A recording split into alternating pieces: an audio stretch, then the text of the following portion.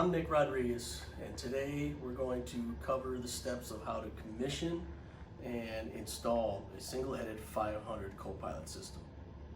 So before you get started installing your system, you want to keep a few considerations in mind.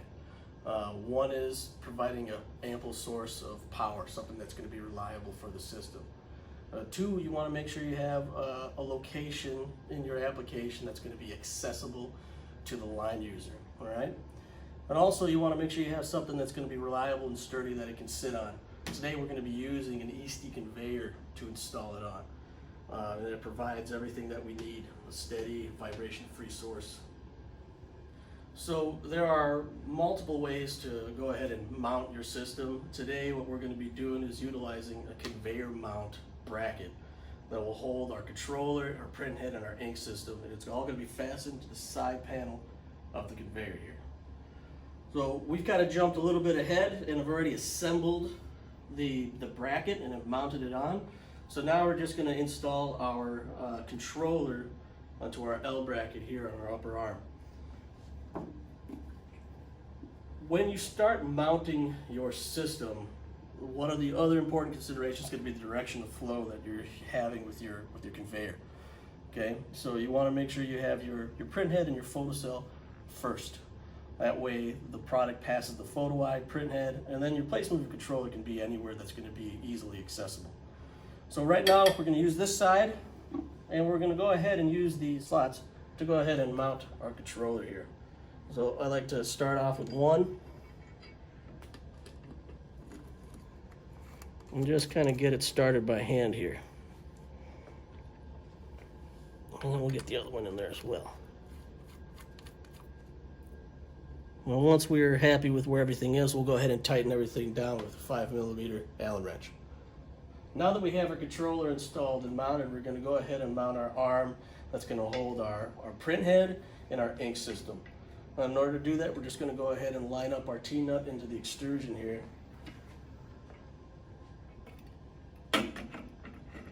Like that. Line that up and drop her down. Then watch that set screw.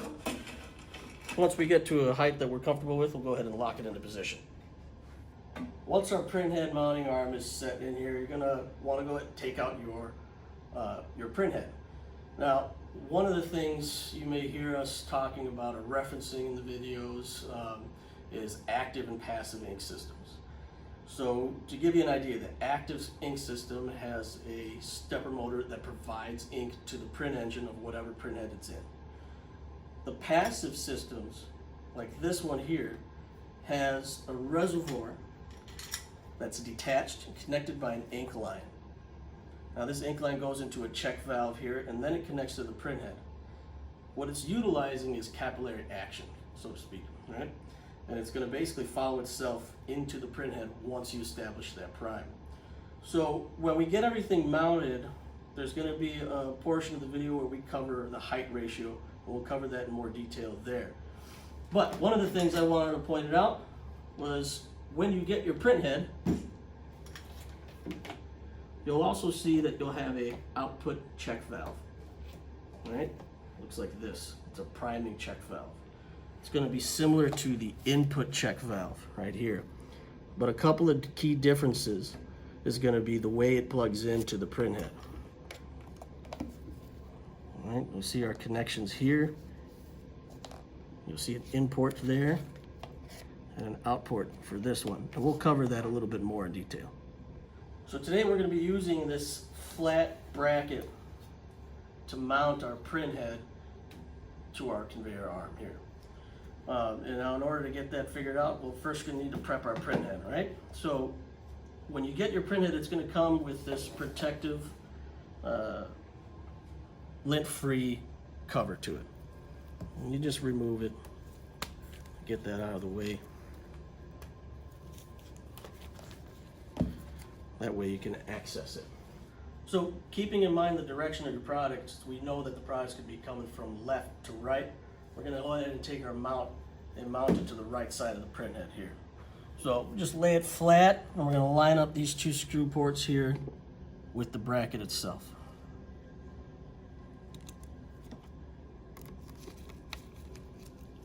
There, and the second one.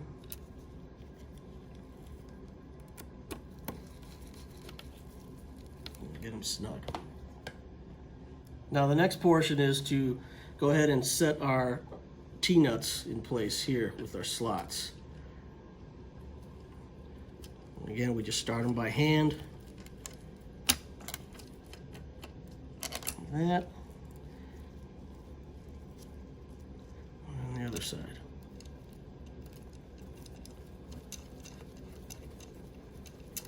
Like that.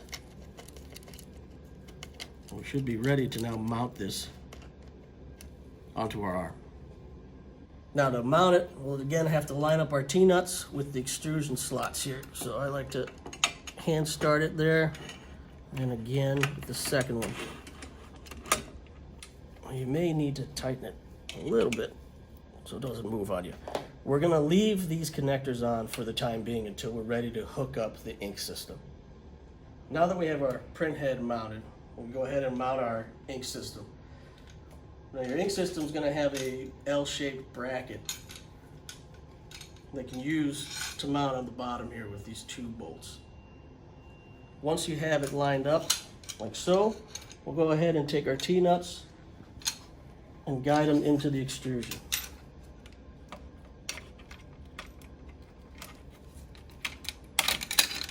One and two. Now that we have our ink system and our printhead installed, we're going to go ahead and make sure we plumb all our lines together correctly.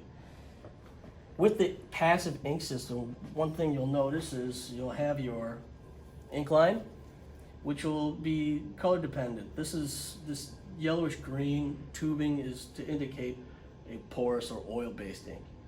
All right, so make sure you have the right one there first. The next thing you'll see is a little RJ12 connector. Now this connector is this wire is connected to a float sensor that's inside of the tank. And that helps the system determine whether it's low of ink or not. So we're gonna take this connector and we're gonna find the jack on the printhead here, right next to the in port.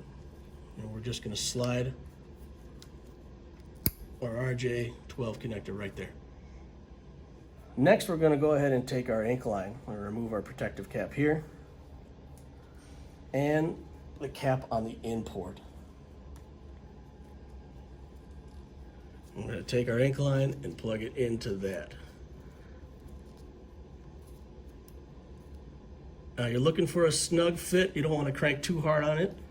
Once it's in place, you're good to go. One thing to keep in mind is if you do have to extend your ink line at all here, which when you get a system, there will be an ink line, a tubing kit that comes with it. If you need to extend this for reach purposes, you always want to make sure that your check valve, which is this piece right here, is closest to the printhead. We prefer it to be plugged right into the printhead, but this will work. Next, we'll take our output check valve. Now, if you want to know how to tell the difference between the input and the output check valve, besides the direction of this shrink tubing here, you'll see this tethered on cap, right? So this tethered on cap on the check valve is your output check valve, and we want to go ahead and put that in our out port of our printhead here.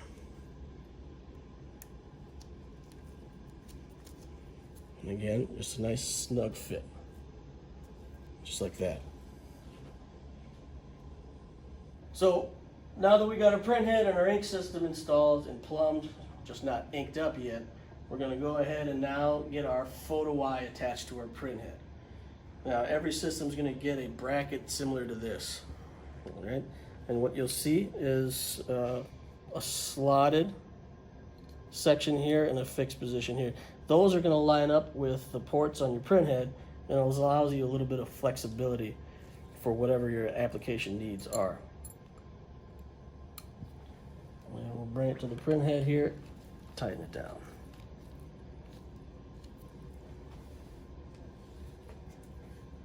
And then once I'm aligned the way I want, go ahead and tighten down the other one.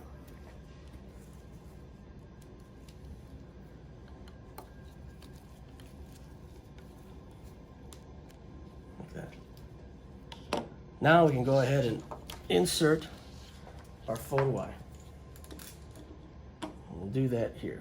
Slide it into place, take the other nut, tighten her down.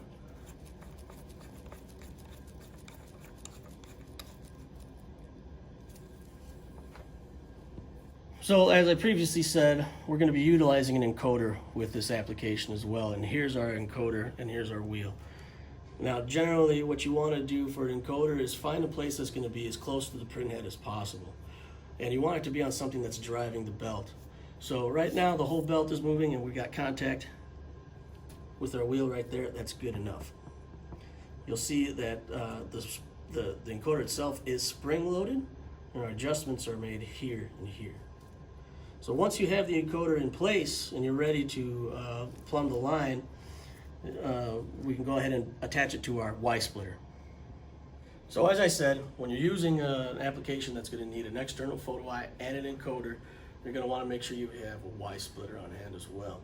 Now, these are parallel connections, so it doesn't matter which side the photo eye or the encoder plugs into, just as long as they're both plugged in. What you're going to want to do is take your Y splitter connection and find the import on your controller. And you're going to want to install it in place like so. Now after your photo eye and your encoder have been connected and mounted, you want to take your photo eye and plug it into one port, and your encoder, plug it into another. And right now we should be ready to rock with what we have. So at this point we've got everything mounted, ready to, we're at the stage where we can actually go ahead and prime up our printhead. So in order to do that, we're going to have to add some ink to our ink system here. Just want to take your dust cover off. And you want to get your ink cartridge out of the bag. And you'll notice the number that'll tell you what kind of ink it is as well. But one of the things we're going to point out here is the foil. All right? And it's very important to remove the foil from the center portion of this connector. Right? If any foil is left on here, it's going to impede the flow of the ink into the ink cartridge, and you may find yourself in a situation where your printhead is starving for ink. So to do that, we're going to go ahead and place our cartridge down and use a knife to carefully cut around the edges.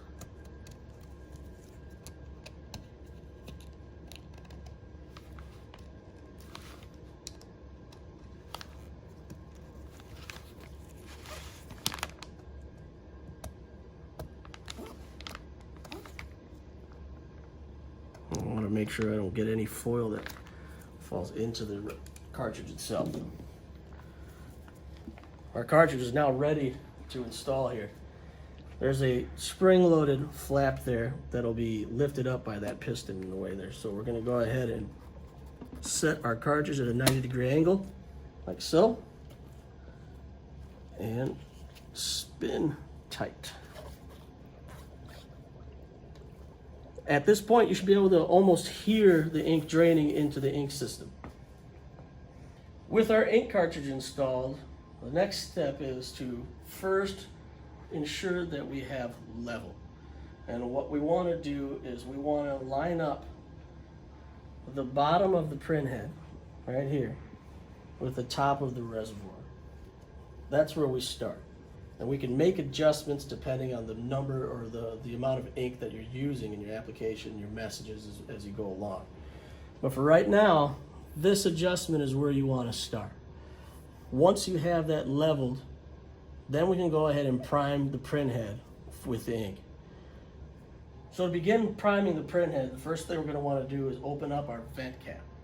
The vent cap on our passive systems is going to want to be open while the system is running and printing.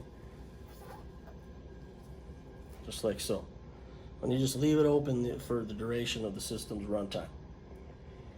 Once we have our ink line hooked up and we're ready to prime up, what I like to do is make sure we have something under the printhead to catch any fluid that may escape from the print engine while we're priming. Now, in order to prime the printhead, what we're going to do is we're going to utilize the priming bulb on the ink reservoir here. And we're going to try to force as much of that air that's in this ink line and in the print engine out of the output check valve, or the priming check valve. So I like to take a lint-free wipe, fold it up, and open up the cap on the output check valve.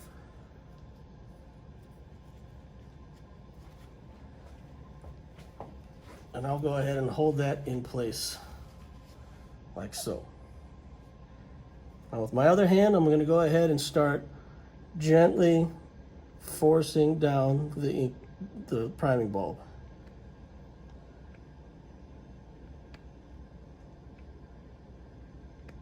And you should begin to see ink traveling up the ink line and passing that check valve. Now our whole goal here, especially on this output check valve portion, is to keep priming until we no longer see any air bubbles come out, that you'll notice right there.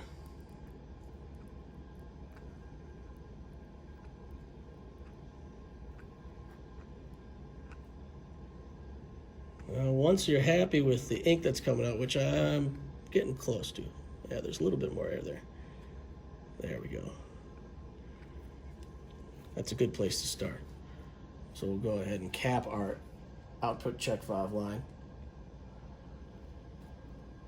And you want to leave it closed while the system is running. So now that I'm happy with the amount of ink that's coming out of my output check valve and I have it capped, I'm going to take a lint-free wipe and fold it like so, and start at the bottom of my print engine here. With my other free hand, I'm going to work that priming bulb, and my goal is to see ink come out of that print engine.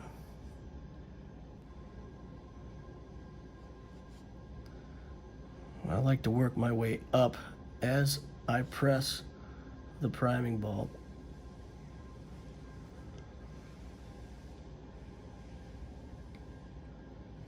And what we're looking for is to push out any air bubbles that may be stuck inside of that print engine. Once I'm happy, I'll go ahead and clear off the excess ink.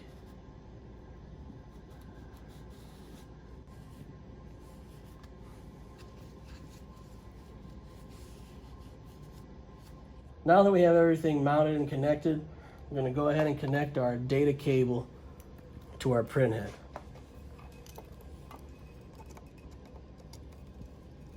And snake it in and seat it in as best you can.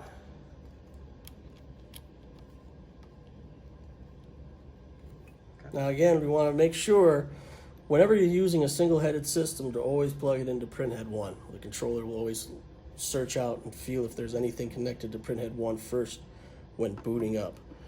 So we'll go ahead and install that there and hand tighten everything here.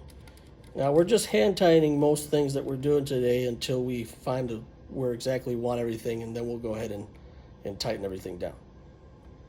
Now that we've got everything mounted and primed, we can go ahead and tell our controller exactly how we want things to operate. The screen you're looking at now on the controller here is the home screen. So in order to change the parameters, the photocell and the speed and all of that, we'll have to travel down to this icon here,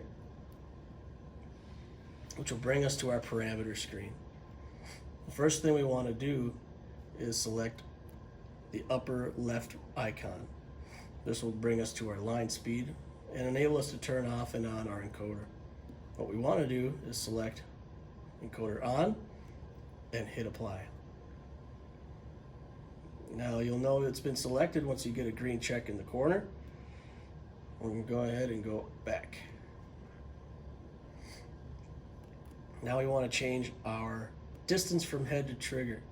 Now earlier I took a tape measure and measured the distance from the center of the photo eye to the print engine, and it roughly goes out to about 3.5, 3.25 inches. So we're going to go ahead and make our changes here.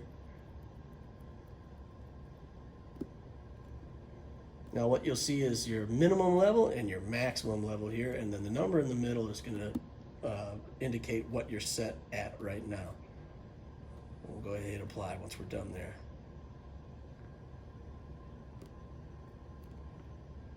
Now we'll utilize this icon here to tell the printer what direction we're going. We're going left to right. And so we'll go ahead and select that and hit apply.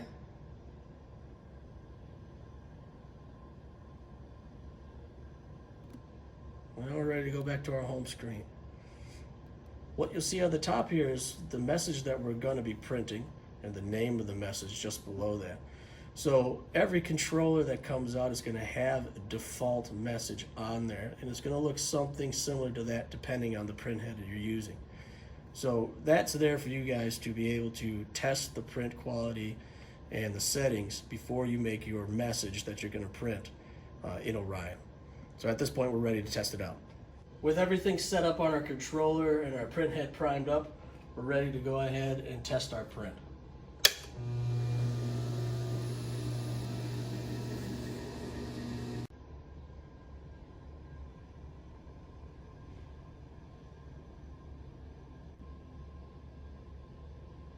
Again, I'm Nick Rodriguez with the Squid Ink service team.